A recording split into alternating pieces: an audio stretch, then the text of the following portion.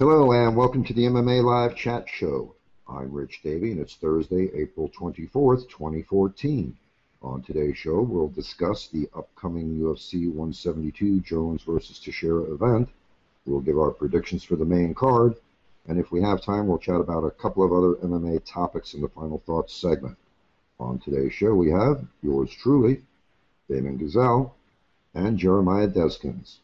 Thanks for taking part in another show, guys. I appreciate you all taking the time to be here and joining me to discuss the UFC 172 Jones versus Teixeira event. Go ahead and say hello to anybody that might be listening. How's it going, Rich? How's it going, everybody? Jeremiah? Hey, how you doing? Appreciate you having me. Okay. Jeremiah's new to the show here. I've known him for quite a while, since 2008 when I started actually posting about MMA. Way back when, it was around the time of Bisbing Hamel, and it was on a Canadian site where we originally met. We were members there for a while until that site shut down. All right, let's go ahead and get started here, guys. UFC 172 is taking place on Saturday, April 26th in Baltimore, Maryland at the Baltimore Arena. The main card is on pay-per-view at 10 p.m. All right, guys, first up, let's talk about the main event. Jon Jones versus Glover Teixeira, the champ versus the number 2 UFC ranked light heavyweight. All right, I still have no idea why it was decided to make this matchup when Teixeira never fought anybody in the top 10 of the UFC light heavyweight division, and now he's ranked number 2 in the division, which is kind of odd. Jones, of course, is a heavy favorite by fans and odds makers alike, and Jones will enjoy an 8.5-inch reach advantage, as well as an 8-year advantage in age over Teixeira. Comments on this one? Yeah, actually, Jones requested to fight Teixeira. They offered the instant rematch of Gus and Jones, and that's why the matchup came. I think Glover could win it, but you know it's a puncher's chance. I'm gonna go with Jones with the submission in round 3. No. Same here. My MMA knowledge is wanting to pick Jones. I mean, he has all the weapons. Perfect matchup being in Teixeira.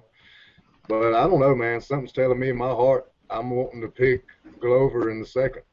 I mean, I think the cloak has been took off of Jones, and nobody's going to be scared of him now. If he can only get in the inside, stay away from the clinch and the throws, I'm going to give Teixeira a chance. Oh, I like that. All right, so you're saying Teixeira by what? I'm saying Teixeira by KO in the second. Wow, I like that. Okay. I think Jones wins this fight, but with what we saw from that beating that Gustafsson put on Jones, Teixeira has a shot at winning this one if he can get inside, and if he can land his hands on Jones's chin. If that happens early on, you know, around 1 or 2, I think Jones may very well go to sleep, or at the very least he might get TKO'd. But I don't know, man. I'm going to have to go with Jones, and I'm going to pick Jones by TKO in 3. So we all kind of vary on that one a little bit there. But any other comments on that one there, guys? It's just a difficult fight to call, really. I mean, the styles in this fight, you're really not going to know. The first round's going to be a filling out process, but just to see if Teixeira how he's able to control the distance is just going to be the main key. And plus his cardio, we really ain't got to see it in the UFC be tested. And I think after we all seen how Bader rocked him, especially Jones was looking at that, that's probably another reason he wanted to request this fight, to give Gus and DC a chance to knock each other off the ladder, which I think it's done been announced now. Gus gets the next shot, then DC. Is that how it's going to play out? The winner of DC and Hendo. The winner of DC and Hendo? Okay. Yeah, I agree that Jones's mystique now is gone. I think fighters are going to be less fearful of him after Gustafsson did what he did. Jones doesn't really have very good striking defense, and I think a guy like Glover, if he can get in and find that chin, he's gonna have a real good time in the octagon. But I still think Jones has got too much of a reach advantage, and I think he's gonna be able to finish Teixeira, unfortunately. And you're saying by sub, correct? Yeah, by sub. Yeah. Yeah. I thought about it too, and sub could happen, but I'm thinking probably it's going to be a TKO. From what I'm seeing, a lot of people saying is they're saying that Teixeira, once it gets to the third round, he's going to be in a little bit of a bind there. And I'm hoping. Most definitely. I'm hoping like Jeremiah. TKO. I mean, Teixeira is I believe a second-degree black belt in Brazilian Jiu-Jitsu. So. Yeah. But yeah, Jones has got those lanky arms too, though. So. Yeah, but I was thinking like Jeremiah too. I was kind of hoping that Teixeira would get his hands on him and knock him out. Same here, but we're doing picks right there, Right, so that was Damon, Jon Jones by sub in 3. Jeremiah is going with Teixeira by KO in 2. And I'm going with Jones by TKO in 3. So we're all a little bit different on that one, but it'll be interesting to see how that one unfolds. Let's move on to Phil Davis versus Anthony Johnson, the number 4 UFC ranked fighter versus the number 14 UFC ranked fighter. I'm actually more interested in this fight than the main event. I like both of these guys, so this one's going to be kind of bittersweet for me because one of the guys that I like is going to lose. But I think this one is likely to end in one or two ways, either Johnson by KO or Davis by decision. Comments? Yeah, I think decision, Phil Davis. Anthony Johnson is coming back from the WSOF, and the UFC is a whole different monster. Phil Davis is really good, and I don't think a lot of people give him the credit that he deserves. He was actually supposed to have a matchup with Jones a while back, and then everything got all shook up and he got cut out of the picture. That's the fight that I want to see. I want to see Davis and Jones. Yeah, I'm hoping it happens. Yeah. I don't know if you guys saw UFC Tonight last night. I missed it. No. Yeah. Well, there were some other videos out there too about Davis talking about Jones. It was pretty entertaining, but we won't go into that now. How do you see this one going, Jeremiah? I say Davis's wrestling is going to be too much. Cardio on Rumble's not going to be able to hang in there. And I say he's going to finish him in the second the same way he finished Gus. I'm going to say submission in the second. 7-2? Yep. Okay. I don't see Rumble stopping the takedowns a bit, really. And that, you know he's going to shoot right off the bat. Yeah, actually, Phil Davis is favored by odds makers and overwhelmingly favored by fans. But I don't know. I think I'm going to go against the grain on this one and go with Anthony Johnson for the win by KO in 2.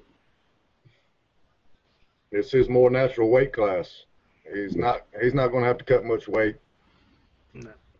Davis, though, he's good at setting up strikes and getting the takedown, though. I think the wrestling's going to play a huge factor in it.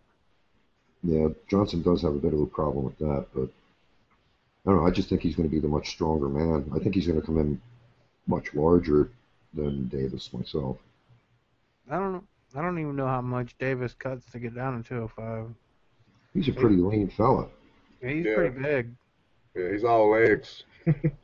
Yeah, he's bigger than I think he's got more meat than Jones. Oh yeah, most definitely. Totally different body frames. Yeah. Yeah, I'm really excited for this one. I do want to see this. I'd love to see Anthony Johnson do well after he comes back, because as you know, I predicted he was going to make a comeback and sign with the UFC, and everybody else didn't seem to agree with me on that show where we were talking about that. But I hope he does well, and I hope he wins, because I would love to see him stay in the UFC. Did y'all look on YouTube and see the Davis and Jon Jones, the show that they was talking mess back to each other? Y'all didn't check that out on YouTube? No. I wanted to post it on the website. Davis was talking shit, man. It was funny as hell. Oh, yeah? Yeah, he says he's going to smash him, and talking about how he don't see how Gus lost that fight, which I believe everybody can agree with that. I believe Gus won as long, I know y'all think he won. Yeah. Ain't no doubt about it. Yeah, I thought so too. Yeah. I didn't think that little bit that Jones did towards the end of the fight there was enough to take the win from Gustafsson, but we got that problem with the theory of you got to take it from the champ if you want to win the belt, which I don't agree with. He took it from him the whole fight. You can't go on how Jones finished the fight. He did have Gus hurt. He didn't finish him. So, I actually thought Alexander Gustafsson won the first 3 rounds. Yeah. Easily. Domination. Well, I wouldn't still go as far as say domination, but I thought he was actually going to finish him. I was on the edge of my chair screaming. I was like, "Oh shit, he's gonna take him out." At the end of the fight, I was jumping around. Everybody in the house was like, "Finally, somebody beat his fucking ass!" And I couldn't believe when they announced the decision. Yeah, they count the significant strikes too wrong. All those little leg kicks, little leg pushes that Jon Jones does gets counted as a significant strike, and you could see it wasn't doing damage to Gustafsson, whereas Gustafsson was doing damage to Jones's face. Exactly, and it seems so inconsistent too, the way that they score the strikes. As far as what's considered significant, what's considered a regular strike. Yeah, I have no clue. They need to get rid of that part of there. Yep. Significant strike should be you actually rock a guy or noticeably do damage to somebody. Yeah. And we do know that Alexander Gustafsson was pummeling the hell out of Jon Jones for the first 3 rounds. I was real excited in that one. I thought finally Jones was going to be humbled a bit, and maybe he would go back to being the guy that he was when he first came into the UFC. Well, Jones was not used to people pushing the pressure and not backing up. I mean, he was surprised. He didn't know what to do. Yeah. Like I said, he doesn't. When you put him up against somebody his own size, he's not as good. No, and y'all got to check the video out of Davis and Jones talking shit, because Jones was like, "Exactly what rounds do you think Gus won in that fight?" And Davis said, "Every round that he put them hot hands all over your face." Well, you got to find that and post it up, man. I want to see that. I couldn't do it over my phone. I guess I'll do it right after the show, but it was it's hilarious, man. Jones kept saying, "That's not nice, Phil. That's not nice." Yeah, I saw actually a couple of videos of Phil out there talking about Jones, but unfortunately they were on sites that don't allow you to embed the video anywhere else. So it's unfortunate that websites do that they don't allow you to embed a video so other people can see it, but I guess they want to force people to go to their website. Exactly. All right, guys, let's move on to the next one here. Number 3, Tim Boetsch versus Luke Rockhold, the number 5 UFC ranked fighter and the number 13 UFC ranked fighter in the middleweight division there. What do you guys think of that one? It's going to be a real interesting fight. I see Rockhold keeping the distance, using his striking, but you can't count Boetsch out. Tim don't wake up until he gets in trouble. You've seen that in the Okami fight. I mean, if it goes deep in the third, he could catch him, but I'm going to go Rockhold. I'm going to take a decision on this one. I don't think he's going to finish Tim. Yeah, I actually have Rockhold by TKO in round 2. I like Tim Boetsch, but I think Rockhold is got a lot more talent, skill. He's more versed in all the aspects of MMA. Did you say TKO in 2? Yeah, TKO in 2. Yeah. I mean, well, Rockhold is a massive favorite by both odds makers and fans. So Rockhold also has the height, reach, and age advantage. And I don't know if he's going to be able to, to finish Tim Boetsch either. So I'm in agreement with Jeremiah here, and I'm going with Luke Rockhold by decision. I actually really hate that he lost against Belfort. I mean, I like Belfort, but I had high expectations for Rockhold coming into the UFC. He has all the tools. He just got caught that one fight, and he's been off the radar ever since then, which I don't think is fair. But hopefully he'll get put back on the map Saturday night, because I really like him. If odds makers are correct about this, he's a minus 800 favorite here. So Oh man, smart bet. yeah, don't think he's going to lose, but it is the octagon. You never Exactly. know. No, yeah, never know. Could be a very interesting night of fights. I mean, you never know what's going to happen when them cage doors shut. Yeah, I'm actually going over to my sister's house and watching the fight with her and my nephew. So I won't be around to do the live chat with you guys, but I don't even know. I don't even know if I'm going to be able to watch it. I got to work Saturday, and me and some guys from work thinking about getting off work at 7 o'clock and going straight to Hooters. Oh, well, we're also probably going to do a post-event show, so you can join us for that one too if you'd like. Oh yeah, I will. All right, let's move on to the next one here. Yancy Medeiros versus Jim Miller, the number 56 ranked fighter and the number 9 UFC ranked fighter in the lightweight division. I don't even know if that number 56 is a UFC ranking, but this one here, we got Miller, who is obviously favored by odds makers, and he's a huge favorite by fans. Medeiros has a 6-inch reach advantage. He's 4 years younger, and he has some power behind those punches that he throws. But I think Miller's experience and his ability to submit opponents is going to actually favor Miller. What do you guys think? Yeah, I'm gonna go with Miller by a sub in round 2. I just think he's super talented, and uh, this other guy is an up and comer, but he's coming up against a seasoned vet, so I I just see Jim Miller taking it by submission, round 2. Jeremiah? His experience and aggressiveness, I'm saying I'm picking Miller, ground and pound, KO finish in the third. KO in the third? Yep, KO in the third. Yeah, I'm going along the same lines there as Damon. What I was looking at, I went out and I looked at the records and everything like that, and the amount of submissions that Miller has and the experience that he has. As long as he can get inside, I don't expect him to even try to stand there for any length of time at all. He'll probably shoot straight away, get him down to the ground, and start working for that submission right away, because a lot of his submissions are in round 1. But I'm going to go with Damon on this one and say Jim Miller by sub in 2. Any other comments on that one? That's about it. That's basically a throw-in fight.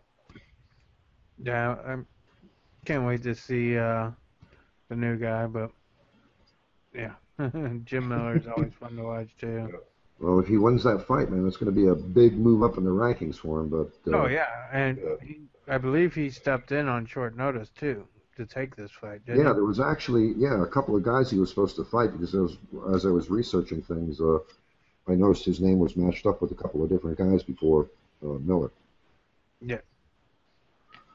Okay, let's move on to the last fight, or actually it's going to be the first fight on the main card, but the last fight on our prediction show here. Fely versus Max Holloway, the number 40 ranked fighter versus the number 25 ranked fighter. And those probably aren't UFC rankings, but what do you guys have to think about that one there? I love Max Holloway. He's an exciting fighter to watch. He's smart. He's disciplined. I actually think he's going to take it to a decision. I believe he's going to win by decision. I also have him winning by decision. He's just an all-around, well-rounded fighter. I also enjoy watching him fight, and that's what I'm picking for a decision. Yeah, I was actually looking at the things here. Oddsmakers basically have this one as a flip of a coin, as do most fans. When I was researching things, oddsmakers are slightly favoring Fili, and fans are slightly favoring Holloway, and we can see that here with you two guys. You're both going in that same way as well. Fili is a couple of inches shorter, but he has a 3.5 reach advantage, and he's the more experienced fighter with 13 wins and 1 loss versus Holloway with 8 wins and 3 losses. So should be an interesting matchup. I too like Max Holloway, and I'm also going to go with the fan favorite and go with Max Holloway by decision. So it looks like we all agree on that one there. Any other comments on that one? Yeah, if you look at Holloway's losses, he's lost to uh, Dustin Poirier, he's lost to Dennis Bermudez and Conor McGregor. I mean, his losses are against some other Tough than guys. Bermudez Top is five. good, but yeah, Conor McGregor, dude's a beast. Everybody knows that. Same with Dustin Poirier. He, Yeah, I was another actually a bit excellent surprised because fighter. when I went and I looked at the odds and everything, I expected Holloway to be the favorite, and odds makers aren't seeing that. Well, that's a fight that needs to happen. Poirier and McGregor. That'd be an awesome fight. Yeah, I can't wait to see that guy come back, McGregor. Yeah. Yeah. Okay, any other comments on that one? Is there anything on the undercard you guys want to talk about? No. No, I didn't have nothing down. Any ladies fighting on this event? Yeah, there is. It is Jessamine Duke and Beth Courier. Yeah. Korea. What do you guys think of Jessamine Duke? I'm excited to see her fight. I loved her on the show, man. I think she's awesome. Yeah, she seems like a really nice girl. I'm just not sold totally on her skill and ability. You know. Her heart is all that I got questioned about. You've seen her in the show when she got in trouble. It's almost that she got broke, but Yeah. Well, it'll be interesting. I'm glad they're putting ladies on every card now. It looks like, huh? Yeah. Can't wait to see the 115-pound division and the women's division come up there. That'll be great, huh? Yeah, they need to throw a couple more weight class divisions in there. Yeah, they're working on it. I think what they're doing is they're slowly working on it because I don't think they want to go to 145 just yet. No. They gotta DFW. find the talent. Well, DFW came out and he said some really heavy things about Cyborg. So I think that's probably the reason why they're not going with the 145 division right away because I think he wants to get Cyborg off the roids to get her down to 135. You know, because I don't know if you guys saw the video out there, but he was saying, does anybody think she's fucking clean?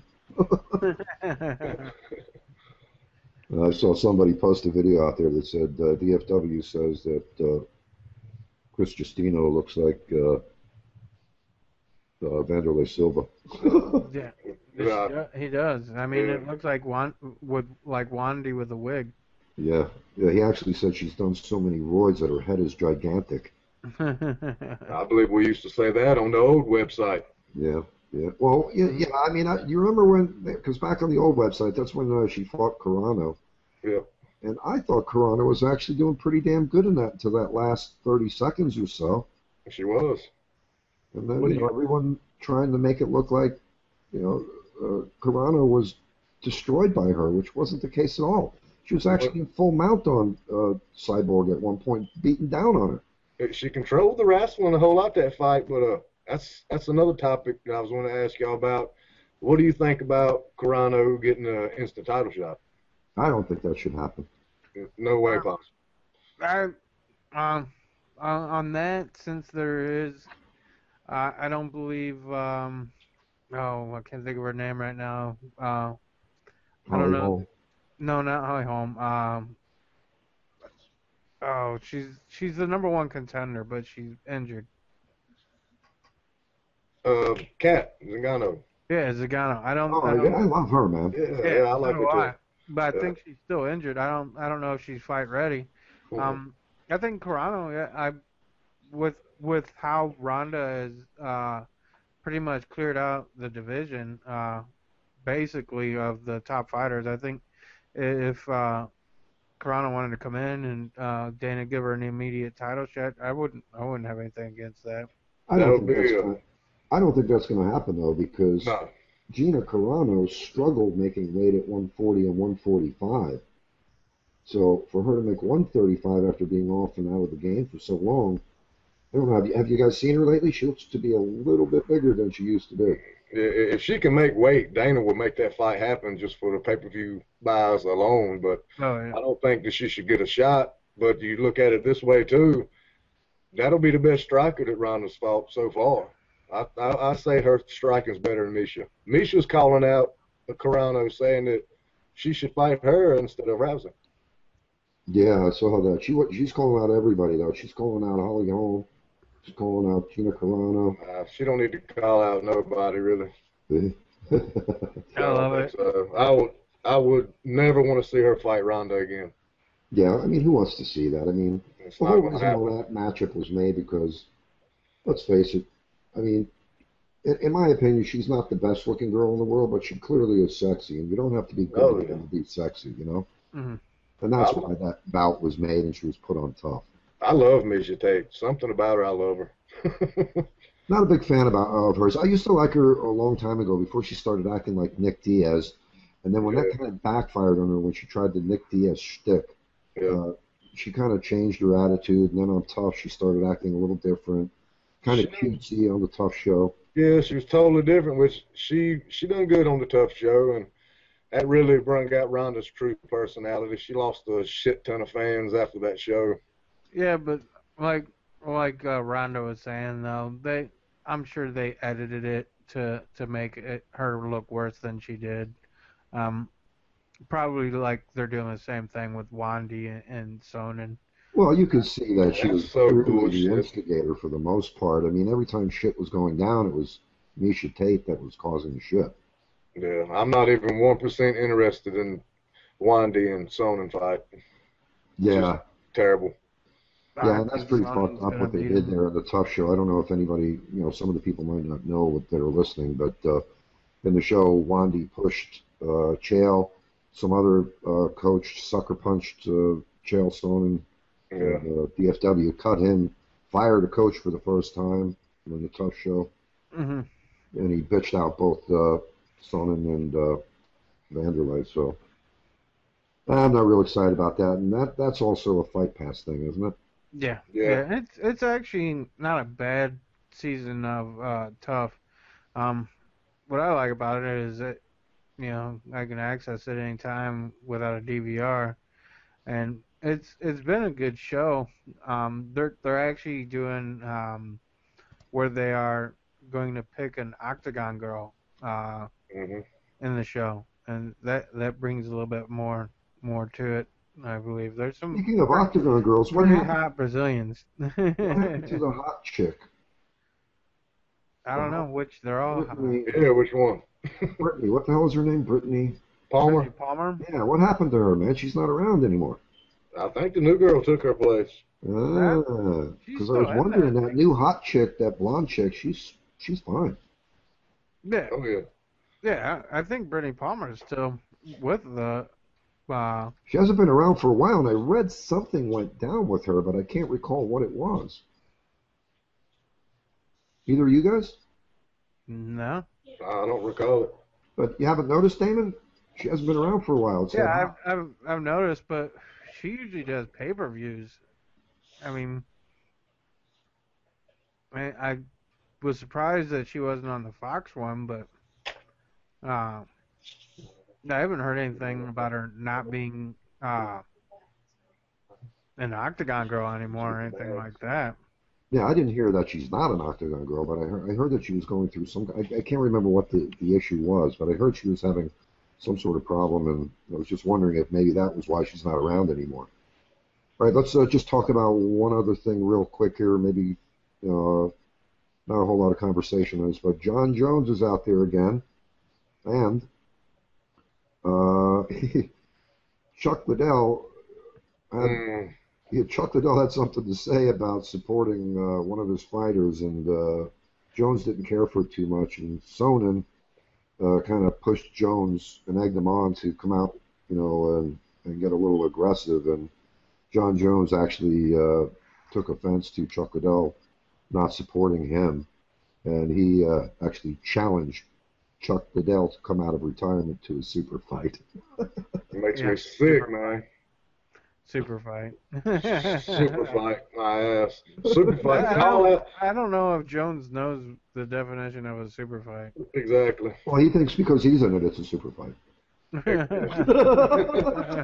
and Sonnen was a super fight. Any fight with me is a super fight. I'm great. Yeah. Call out Kane. Call out Kane. Call out Santos. Call out Verdum. And now he's totally backed off out of the heavyweight challenge. Exactly. He don't He want was nothing questioned the heavyweight. other day about the heavyweight situation because he was saying he wanted to go to heavyweight, by the end of 2014, mid-2015, and now he's saying, no, I don't have any thoughts of that in my mind at all. I bet you don't after the Gustafsson beat down. Oh, yeah. Exactly. Definitely. He got tagged up, and he fucking knows that them heavyweights throw even harder. Yeah. And did you see that article I posted today about Jon Jones saying, well, I might be a little bit, what was the comment he said? Arrogant. I might be a little bit arrogant. Yeah. Yeah. Yeah. Just a tad. A little bit. Just fucking Oh, and then his tiny other bit. comment, I only fought Gustafsson at 80%. Yeah. And the show, like I said, the 20% that he wasn't using was his strike defense. Yeah. even the show I was telling y'all about, him and Davis was talking shit. He was acting like he dominated Gustafsson. Yeah, the guy is delusional, I think. He's blind. Yeah, he's fucking blind, man. Yeah, the guy's delusional. I mean, I don't think there are a whole lot of people who thought he won that because everybody that was announcing, Rogan, Goldie, I mean, it was clear pretty much to everybody who won that fight. Yeah, even Joe said that that Jones has got to finish him to retain the title. That didn't happen. I mean, but fuck the UFC judges, man. It's terrible. Yeah. Right, and then one more thing here, guys. Rich Franklin, he obviously is heading over to the Asian MMA promotion, ONE FC, to become the vice president. And DFW said he has no problem with that. And if Rich wants to return to the octagon for his final fight, because he still has one more fight on his contract, even if he is the vice president for ONE FC, he's welcome to come back and take that last fight in the octagon. So, what was the talk here recently? Was it Sonnen wanting to fight Franklin? I know somebody was wanting to fight Franklin. I think it was Sonnen. I think it was Sonnen wanting to fight Franklin. I would like to see that fight. I'm not that interested in it. But I would like to see it. I mean, you know how it's going to play out. It's going to be the same outcome as the Shogun Sonnen fight. I wouldn't say the same outcome, but Sonnen's going to try to do the same thing. But that sub on Shogun was pretty lucky that he got the chance to get. But I mean, if Chael could actually get submissions going, he could really be somebody a force to be reckoned with, because his wrestling, he's got the guys in position so much.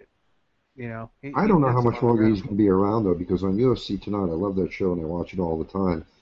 He was making a comment about the TRT, and he was saying, hey, maybe it's time for me to move on, because if I'm not going to be able to do the TRT, maybe I should hang it up in the octagon or something to that effect. So, without TRT, he's going to be forced to fight people like Wandy and Franklin, and he's not going to fight nobody young.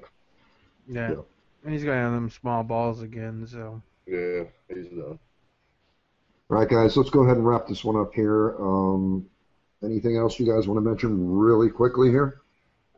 I believe that's it. I got to head on to Little League practice. Okay, man. I thank you guys for joining me, and what we'll do is probably on Sunday, it's going to be late because I have a wedding to go to on Sunday, but we'll probably do a post-event show. You guys are both welcome to join me for that one. But for now, it's time to say goodbye. I appreciate you guys being here, and we'll see you the next time. One more quick thing about the show Sunday. What is the latest time limit? 7:30 too late for you guys? No, I'm actually going to be at a wedding, so I don't even know what time I'm going to be home, but it's probably going to be late. All right, well, we'll shoot for 8 o'clock. Yeah, I'm not even... to do it Monday. If you're at a wedding, no reason not to get drunk. Oh, I don't drink. Oh. That'll be a good show. Yeah, I might have a beer or two, so I might be drunk, so who knows? Hell, it'll look like I'm drunk. I'll be getting off of a 12-hour shift, so I might be not worth a shit, but I don't want to miss that post-show. Yeah, we can wing it, man, because I'd like to have both you guys there. I mean, I'm not averse to doing it on Monday either, but sometimes I'm off. Yeah, sometimes Mondays are a bit difficult for me, and I like to try to get it done on Sunday so I can do the post-production work overnight. So yeah, whenever you want to do it, I'd rather it be done Sunday too. But it won't be old news come Monday. You know what I'm saying?